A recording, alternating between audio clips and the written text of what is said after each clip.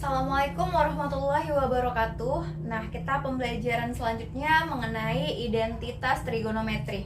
Sebelum kita mulai videonya, kita baca doa terlebih dahulu.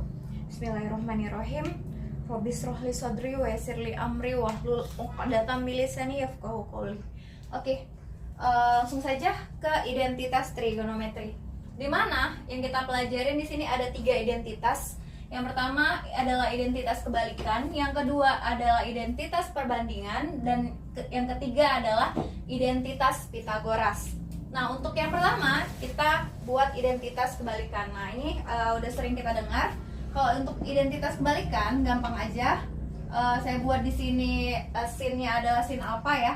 Nah, sin, cos, tan.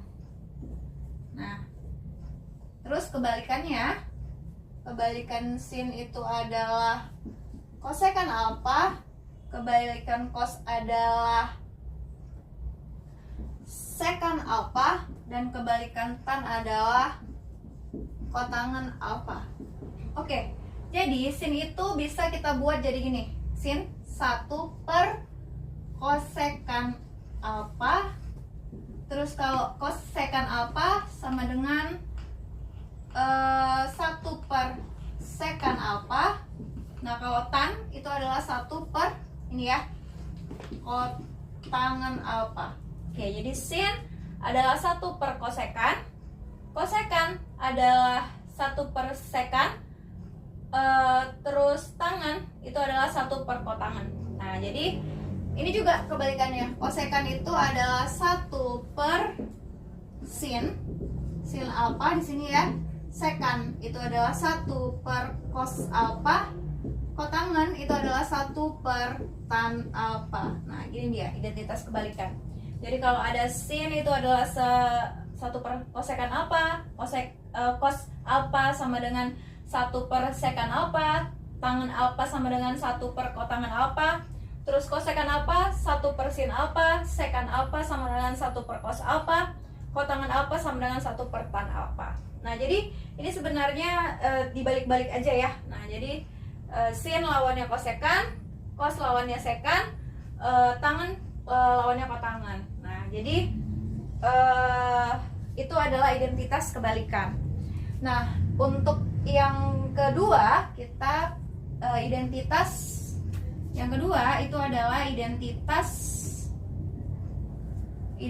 perbandingan. Nah, kalau identitas perbandingan ini dia berarti yang per. Nah, jadi yang kita tahu seperti yang kita tahu dalam sudut-sudut istimewa, kalau yang menentukan tan itu kan adalah sin per cos ya. Nah, berarti di identitas perbandingan berlaku tan alfa itu sama dengan sin per cos. Nah, jadi ini sin alfa per cos alfa gitu ya. Tan itu adalah sin per cos, ya kan? Berarti tan alfa sin alfa per cos alfa. Nah, karena tan ini kan kebalikannya siapa? Tan ini kan kebalikannya si kotangen ya, kotan ya. Nah, kotan atau kotangen. Nah, tan ini kebalikannya adalah kotangen. Berarti nanti kalau kotangen alfa itu sama dengan dibalik ini jadinya. Karena tan itu kan kebalikan dari kotan. Berarti kalau tan adalah sin per cos, berarti kalau kotan alfa adalah cos per sin gitu dia. Nah, jadi ini sebenarnya bukan dihafal tapi diingat aja. Nah, kalau saya ingatnya gini, kalau kita buat dulu sin, cos, tan. Nah, sin itu kebalikannya adalah kosekan. Terus cos kebalikannya adalah sekan. Terus kotangen kebalikannya adalah tangan. Dah, selesai nih. Identitas kebalikan tinggal buat aja 1 per kosekan, 1 per sekan, 1 per kotangen, 1 per sin, 1 per cos, 1 per tan. Nah, gitu aja tinggal dibuat 1 per aja. Nah, terus kalau di identitas perbandingan, yang cara ingatnya seperti ini. Yang kita ingat adalah bahwa dalam sudut-sudut istimewa yang kemarin saya ajarin, bahwa menentukan tan itu adalah sin per cos ya. Nah, jadi sin per cos berarti tan itu adalah sin per cos. Itu yang kita ingat. Tan adalah sin per cos. Berarti kalau si kotan kan tan sama kotan itu kan berkebalikan. Nah, jadinya kalau menentukan kotan tinggal dibalik aja, cos per sin gitu. Itu adalah identitas perbandingan. Nah, itu cara mengingatnya ya. Nah, untuk yang ketiga ini adalah identitas Pitagoras. Di mana identitas? Oke, selanjutnya kita ke identitas Pitagoras. Di mana identitas Pitagoras ini cara mencarinya? Kita buat dulu segitiga. Nah, di sini siku-sikunya, di sini ada alfa, kemudian di sini saya buat si X, Y, dan R. Nah, ya. Nah, jadi dari gambar ini nanti kita bisa munculkan rumus identitas trigonometri. Nah, gimana caranya? Jadi kita mulai dengan rumus dari Pitagoras itu sendiri, rumus umum Pitagoras. Di mana rumus umum Pitagoras itu adalah X kuadrat ditambah Y kuadrat sama dengan R kuadrat. Nah, jadi R kuadrat itu adalah jumlah dari kuadrat jumlah dari sisi lainnya, ya. X kuadrat tambah Y kuadrat sama dengan R kuadrat. Nah, kemudian dari sini kita coba bagi, nih semuanya ini, ruas kiri dan kanan ini semuanya coba kita bagi dengan si R kuadrat. Nah, kita bagi R kuadrat. Coba kita bagi R kuadrat, berarti nanti sini X kuadrat per R kuadrat ditambah Y kuadrat per R kuadrat sama dengan R kuadrat per R kuadrat. Nah, kemudian X kuadrat per R kuadrat ditambah Y kuadrat per R kuadrat sama dengan R kuadrat bagi R kuadrat sama dengan 1. Nah, ini atas dan bawah pecahannya kan bentuknya kuadrat-kuadrat ya. Nah, ini coba saya keluarkan. Saya keluarkan jadi seperti ini. X kuadratnya saya keluarkan. X per R kuadrat kan sama ya bentukannya ya. Ini kan berarti kalau dalam eksponen X kuadrat per R kuadrat.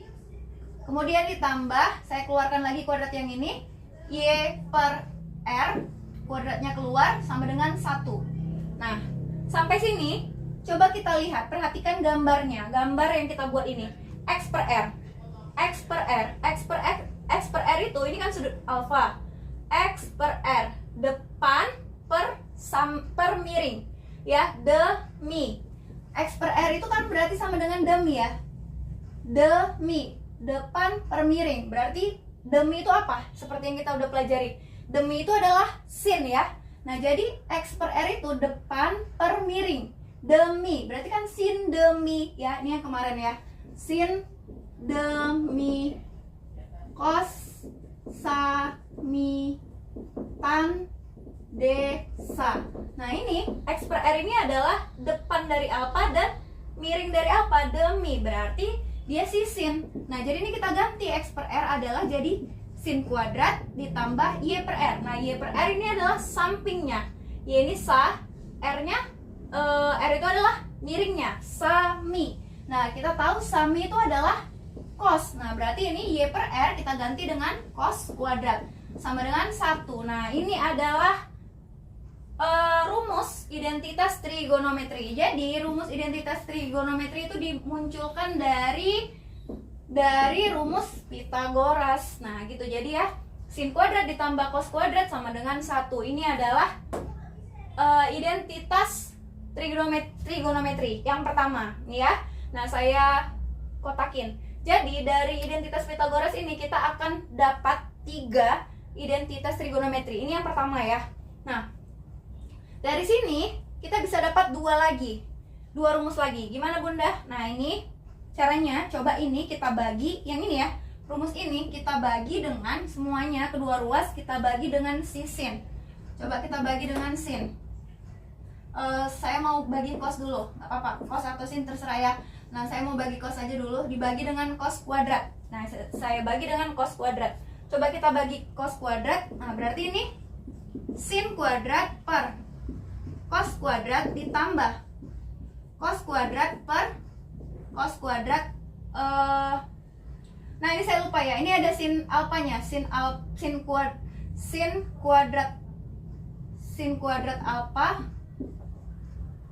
cos kuadrat alfa ya. Nah, ini juga sin kuadrat alfa, alfanya ketinggalan, cos kuadrat alfa. Nah, ini ya, jadi sin kuadrat alfa per cos kuadrat alfa ditambah cos kuadrat alfa per cos kuadrat alfa sama dengan 1 per, ini kita bagi dengan cos kuadrat alfa ya, alfanya ketinggalan. Oke, 1 per cos kuadrat alfa. Nah, Oke, sekarang sin kuadrat alfa per cos kuadrat alfa. Nah, ini kan kamu tahu nih, sin per cos. Apa tuh sin per cos? Sin per cos, bisa kita lihat sin per cos. Sin per cos itu sama dengan apa di sini? Tan ya. Sin per cos itu sama dengan tan.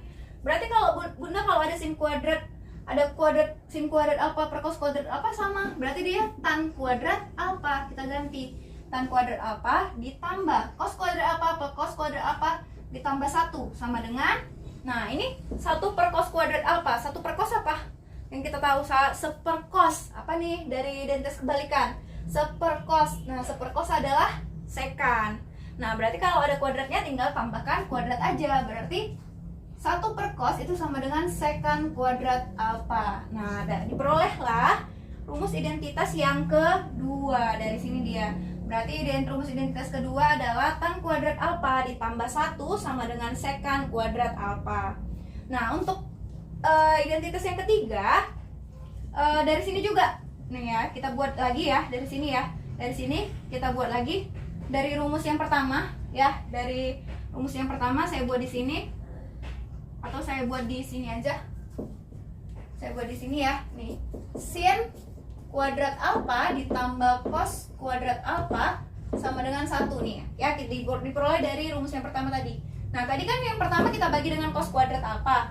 Nah, sekarang coba kita bagi dengan sin kuadrat alfa. Nah, masing-masing kita bagi dengan sin kuadrat alfa.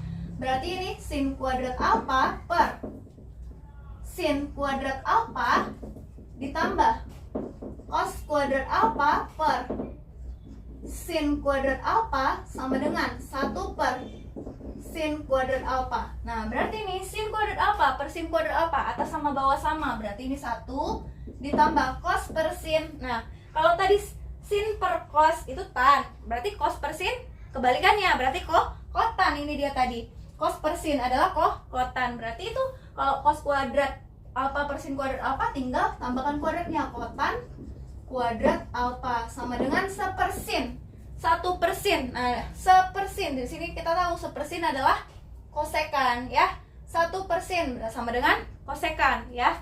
Kalau ada 1 persin, 1 per cos, nah itu berarti kita cari apa itu? Apa nama lainnya ya. Berarti ini 1 persin kuadrat alfa itu adalah sepersin. Berarti ini adalah kosekan ya. Ini berarti kosekan kuadrat alfa. Nah, jadi diperolehlah identitas yang ketiga. Oke, itu adalah bentuk-bentuk identitas yang saya ajarin. Nah, jadi saya ulang ya untuk identitas Pitagoras. Untuk identitas Pitagoras yang pertama, langkah pertama adalah buat gambar segitiganya, alfanya di sini x, y, r. Kemudian buat rumus umum Pitagoras, yaitu rumus umum Pitagorasnya ini saya tandai x kuadrat ditambah y kuadrat sama dengan r kuadrat. Kemudian rumusnya itu kita bagi r kuadrat, masing-masing bagikan. Udah, terus dibagi, hasilnya akan mendapatkan ini identitas yang pertama.